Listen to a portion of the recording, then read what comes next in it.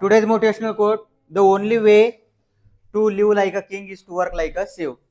राजासारखं जगायचं असेल तुम्हाला पुढचे काही वर्ष म्हणजे मरेपर्यंत, तर आताचे 5-6 वर्ष गुलामासारखं काम करा. गुलामासारखं काम करा म्हणजे काय?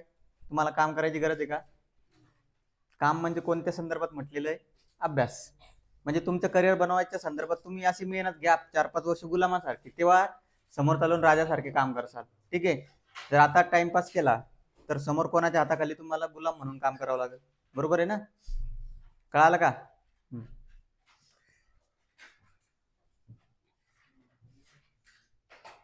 टाइमपास नाही करायचा. सध्या जो वेळ आहे त्याला इन्व्हेस्ट करायचं. बघा आता फर्स्ट क्वेश्चन 3.3 मधला, हा 3.3 मधला फर्स्ट क्वेश्चन एक डायग्राम दिलेली आहे तुम्हाला. ठीक आहे. आता बघा काय काय दिलेलं आहे. फर्स्ट क्वेश्चन हेअर, सोपं आहे, लक्ष द्या, सगळ्यांना येत आहे. अँगल ECF दिलेला आहे 70 डिग्री. किती डिग्री? 70. आता ECF बघा कुठे आहे? ECF बघा, ECF हा काय झाला? सेंट्रल अँगल झाला. काय झाला? सेंट्रल. काल काय सांगितलं मी तुम्हाला? सेंट्रल अँगल त्याच्या जो आर्क बनवलेला आहे त्याच्या कसा असतो? एकदम इक्वल. मग आर्क EF किती सांगा?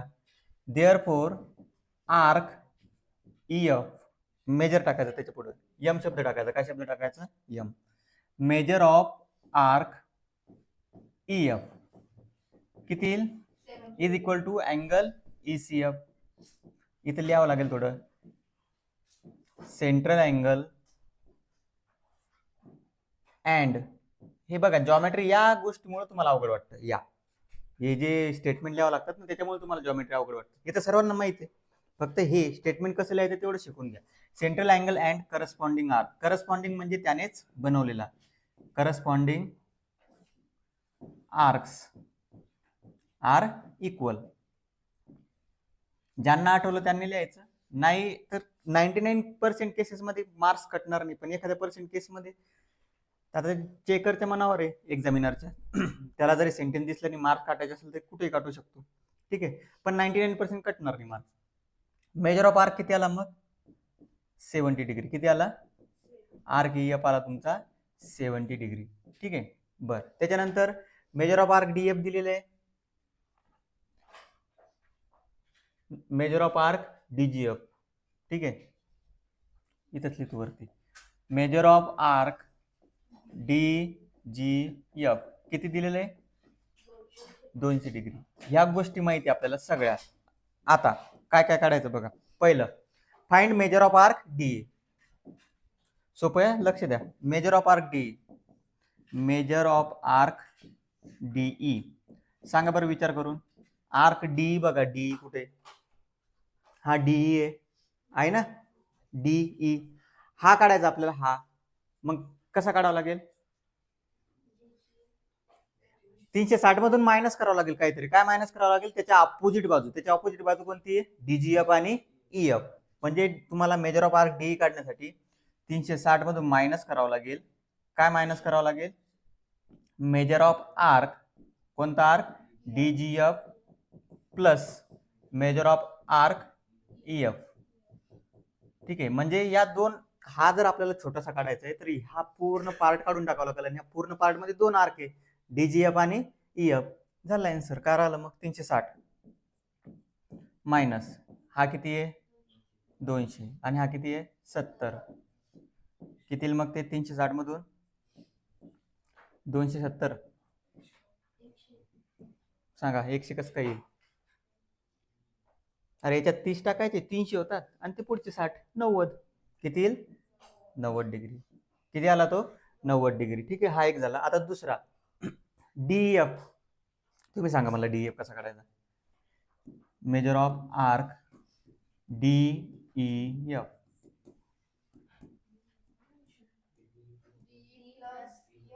DE plus EF. DEF बघा ना डायग्राम मध्येच कळतं ना. DEF काढायचा म्हणजे DE आणि EF ची बेरीज करा. किंवा बघा 360 मधून DGF मायनस करा. बघा एक आर्क काढलं की बाकी आपल्याकडे मार्क्स भरपूर ओपन होतात. DE प्लस EF करा किंवा DEF काढण्यासाठी 360 मधून काय मायनस करा, डीजीएफ. म्हणजे जर तुम्ही असं म्हटलं 360 मायनस मेजर ऑफ आर्क डीजीएफ, चालणार नाही का? चालतं ना. 360 मधून किती मायनस करायचे मग? 200. किती येईल? 160 डिग्री. किंवा या दोघांची बेरीज करून बघा, हा किती आहे? 70. हा किती आला? 90. 90 आणि 70 160. आन्सर चेंज होत नसतं. ठीक आहे, घ्या लिहून फास्ट मध्ये.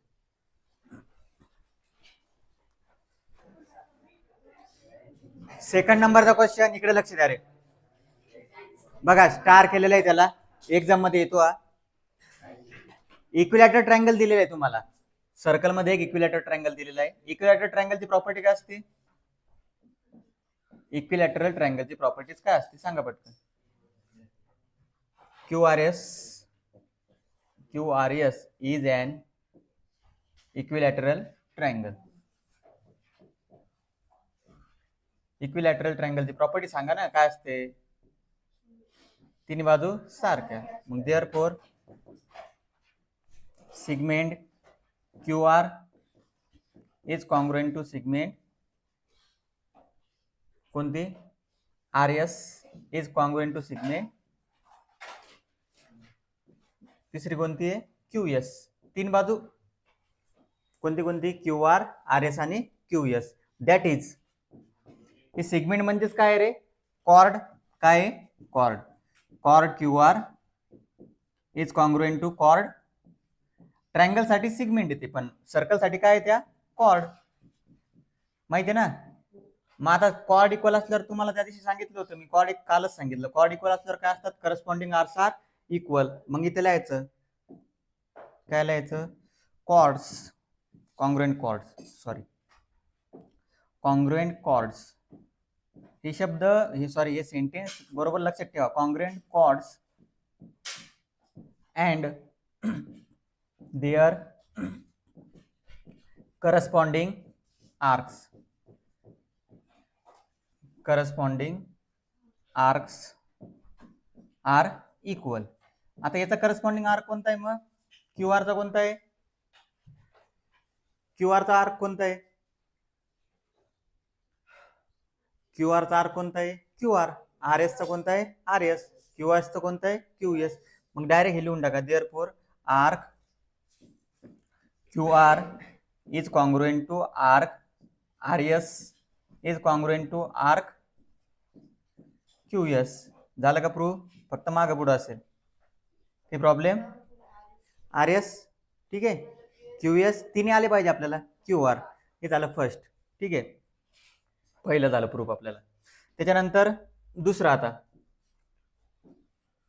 आता हे तिन्ही आर्क इक्वल आहे. मला सांगा एक गोष्ट सांगा तुम्ही, हे तिन्ही आर्क इक्वल आहे आणि याची सगळ्यांची बेरीज किती असते? 360. मग देअरफॉर नाऊ हे तिन्ही आर्क इक्वल आहे का नाही? Major of arc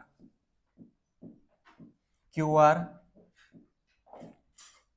plus measure of arc RS plus measure of arc QS, यांची बेरीज किती आहे?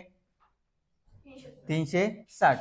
आता हे तिन्ही सारखे, हे काय? तिन्ही सारखे. आता बघा बरोबर, बघा हे तिन्ही सारखे बरोबर आहे. आता तिन्ही सारखे आपल्याला कोण पाहिजे तेवढं लक्ष द्या. आपल्याला कोण पाहिजे? QRS. कोण पाहिजे? QRS. मग QRS बघा, QRS उरला कोण? मग उरला कोण? QS. कोणता उरला? QS. बघा बरोबर, बघा आता आपल्याला पाहिजे QRS, मग उरला कोणता? QS. मग या बाकीच्यांना पण QS च्या फॉर्म मध्ये लिहिलं तर चालेल. मग डायरेक्ट आपण लिहू शकतो 3 टाइम्स मेजर ऑफ, बघा 1 2 3 किती झाले? 3 टाइम, कारण तिन्ही गोष्टी कशा आहे? सारख्या. मग 3 times measure of arc QS is equal to 360. Measure of arc QS किती येईल? मेजर ऑफ आर्क QS बरोबर येईल 360 भागीला 3. किती रे? 120. हे झालं तुमचं 120. आता हा जर 120 आला तर आपल्याला कोणता काढायचा आहे? QRS. मग now major of arc QRS कसा काढसाल? 360 मधून किती मायनस करायचं? 120. म्हणजेच कोणता? QS. QS जर मायनस केला तर किती येईल तो? 240. याला सोडवायची दुसरी पण मेथड आहे, पण ही सगळ्यात इझी आहे. 240. ठीक आहे. हे तिन्ही अँगल, हे तिन्ही आर्क सारखे, म्हणजे प्रत्येक आर्क सारखा असला पाहिजे. 120, 120, 120, 120 आणि 120, 240. ही पण दुसरी मेथड आहे, पण हे सोपी थोडं. ठीक आहे, घ्या लिहून.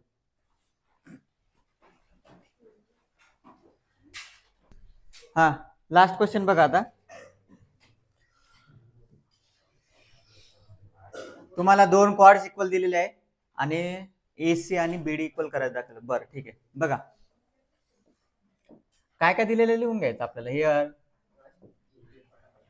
chord AB is congruent to chord CD. आता chord congruent असले की त्यांचे करस्पॉन्डिंग आर्क कॉन्ग्रुएंट असतात. मग काय,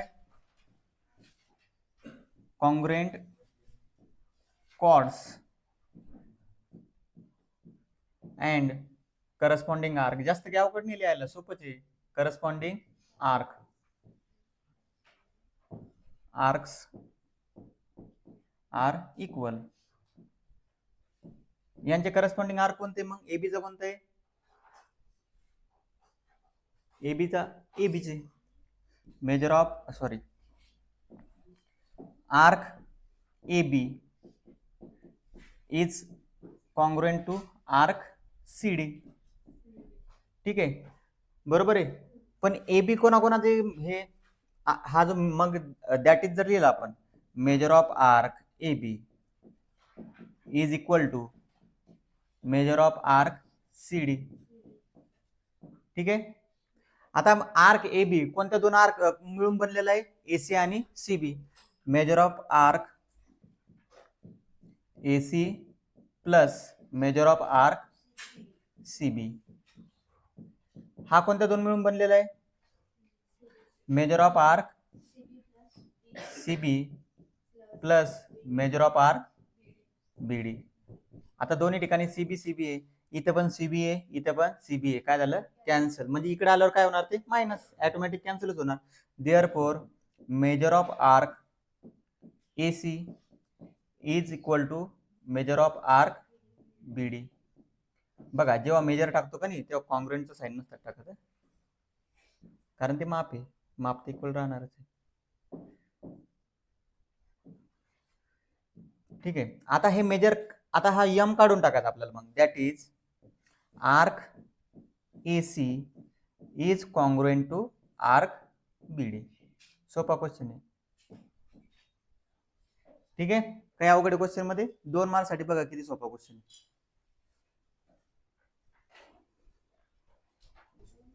हा बघा,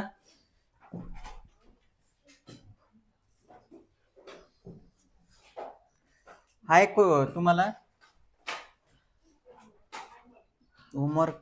हा बघा, हे तुम्हाला दिलेलं आहे. तुम्हाला measure of all remaining arc सांगितलेले. मेजर ऑफ जेवढे आर्क बनतात तेवढे कोणते कोणते बनणार बघा.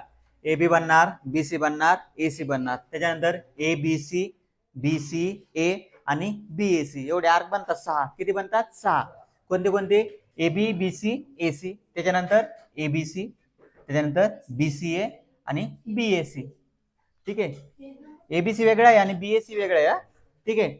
मग आता तुम्हाला काय दिलेलं आहे? BC दिलेलं आहे 110, AB दिलेला आहे 125. BC 110, AB 125. उरलेला काय असेल 360 मधून मायनस करा. ठीक आहे. आणि तुम्हाला जर ABC काढायचा, काय काढायचा? ABC.